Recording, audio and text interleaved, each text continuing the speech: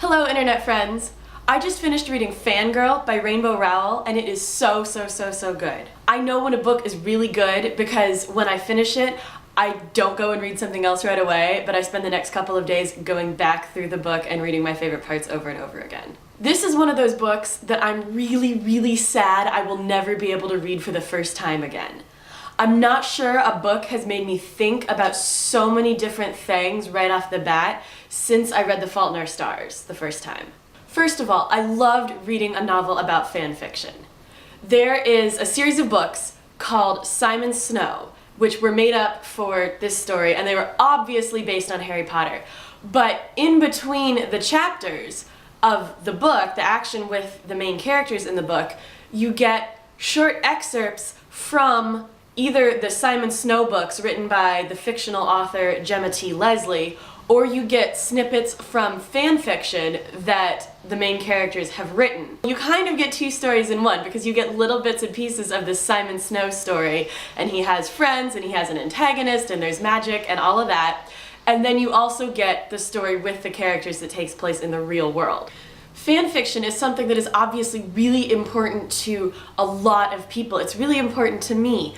And I think it is a legitimate art form. You know, it's different than writing original fiction. But I think there's something to be said for when people can take characters and situations created by another person and put their own spin on them, but still make them fit into the style, the canon, everything that was created by this other author. That's something that I like to do. I've written fan fiction for a long time about various different worlds, and I've read fan fiction for a really long time too, about even more things that I write about. Sometimes I feel like people judge me when I write fan fiction and they think that I'm stupid and like, why are you wasting your time on this, and you are such a nerd and that's a terrible thing. And the main character in this book, Kath, she struggles with that a lot. She is kind of secretive about her fan fiction at first and she doesn't want to be perceived as a nerd.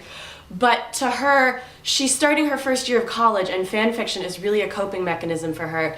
The whole fandom is a coping mechanism for her because she's not ready to start college in a lot of ways. I mean, she is, but she's so nervous about it. She doesn't want to leave home. She's afraid of the new situations and all the new experiences, and oh my gosh, that was my life as a freshman in college. The 7th Harry Potter book came out the summer before I started college, and I did not want to go to college. I loved high school. I had a great time there. I had so many friends, and I was very miserable most of my first year of college. There were some good points, but most of it was really a big emotional struggle for me, and I really took solace in the Harry Potter fandom, in all the discussions that were happening at the end of the books. That was when I discovered Pottercast, and I really took solace in this fan fiction that I was writing at the time, this long story about Lily and James. So this felt really real to me, and it kind of gave me a chance to look back on that first year of college and reflect on things that happened to me and people that I met. Another aspect of this book is the family.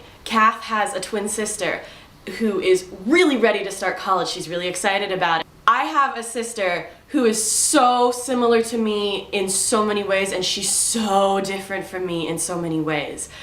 This can be a good thing and this can be a bad thing. We're not twins. I'm 3.5 years older than she is. Since I started college, that really helped our relationship progress and become more mature and all of that. But in the last few years, when my sister and I end up having really big arguments, it's usually about either getting ready for LeakyCon, getting Dance Against the Dark Arts stuff ready, or it's when we're at LeakyCon and we are tired and exhausted and so grumpy. It was really interesting to watch Kath's relationship with her sister evolve and then kind of evolve again, and see how all of these changes affected their relationship, and see how the two of them looked at the fandom differently when they were suddenly going to college and in this new place in their lives. I really liked the writing in this book. It was quirky in a way that fit Kath and her voice and the way she looks at the world. All the characters have really distinct voices and really well-developed personalities, and the environment seems really real. As somebody who tries to do that in my own writing, it's really nice to see examples of that in the real world that are enjoyable and really fun. And then there's the romance, and it's a really good one. The boy, oh my goodness. I don't think I've been so in love with a fictional character since Cricket in Lola and the Boy Next Door. Just, yeah, love him, oh my goodness. And this book is definitely for somebody who doesn't mind feeling all of the feels, to use the Tumblr speak, because, oh my goodness, so many feels.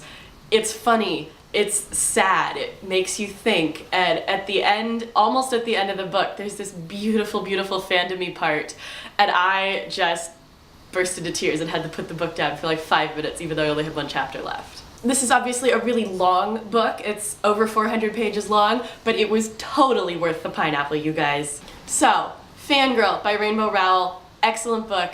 You should go and read it.